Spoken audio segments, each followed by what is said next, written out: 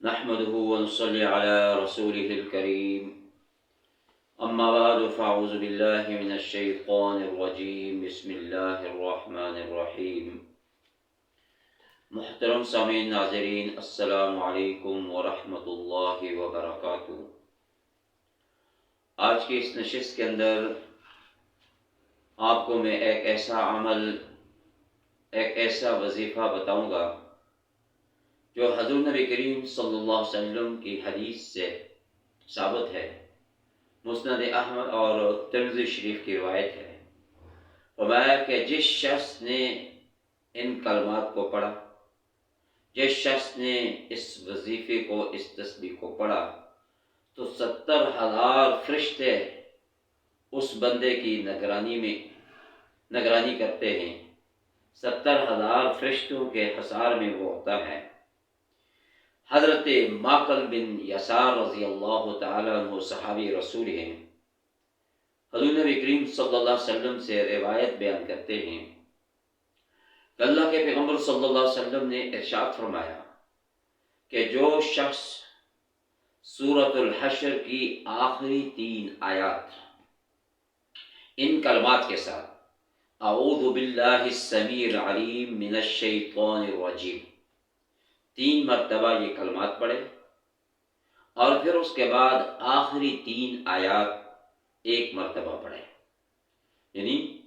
28ویں پارے کی دوسری سورت کی آخری 3 آیات هو اللہ الذی لا الہ الا ہو، یہاں سے لے کر آخر تک، کہ جس شخص نے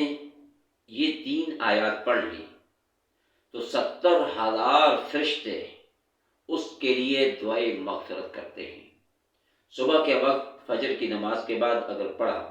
تو شام تک 70,000 فرشتے اس کے لیے دعائے مغفرت کرتے ہیں، اور اس دوران اگر اس کی موت واقع ہوگی تو فرمایا کہ شہادت کی موت نصیب ہوگی اسے۔ پھر فرمایا کہ جو انسان رات کو مغرب کی نماز کے بعد ان کلمات کے ساتھ 3 مرتبہ سورۃ الحشر کی آخری آیات پڑھتا ہے تو صبح تک 70,000 فرشتے اس انسان کے لیے دعائیں مغفرت کرتے رہتے ہیں، اور اگر اس دوران اگر اس کی موت واقع ہوگی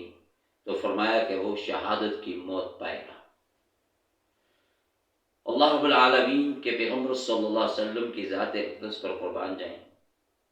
حضور نبی کریم صلی اللہ علیہ وسلم اس امت کے لیے رحمت للعالمین بن کر آئے ہیں۔ آپ صلی اللہ علیہ وسلم نے اپنی امت کے لیے ایسے وظائف، اپنی امت کے لیے ایسے کلمات، اپنی امت کے لیے قرآن پاک کی ایسی آیات جن کا اجر و ثواب بہت زیادہ ہے،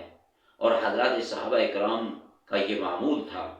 اللہ کے پیغمبر صلی اللہ علیہ وسلم سے سوال کرتے، عرض کرتے، پوچھتے تھے کہ یا رسول اللہ ہمیں وہ عمل بتائیں جس عمل کے اندر ثواب زیادہ ہو،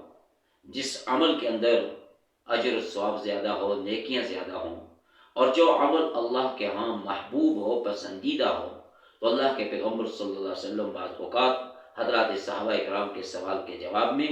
یہ اعمال بتاتے ہیں۔ تو اس صحابہ اکرام کے ذریعے سے اس امت کو یہ عمل ملا ہے کہ یہ کلمات ملے ہیں کہ سورۃ الحشر کے یہ کلمات،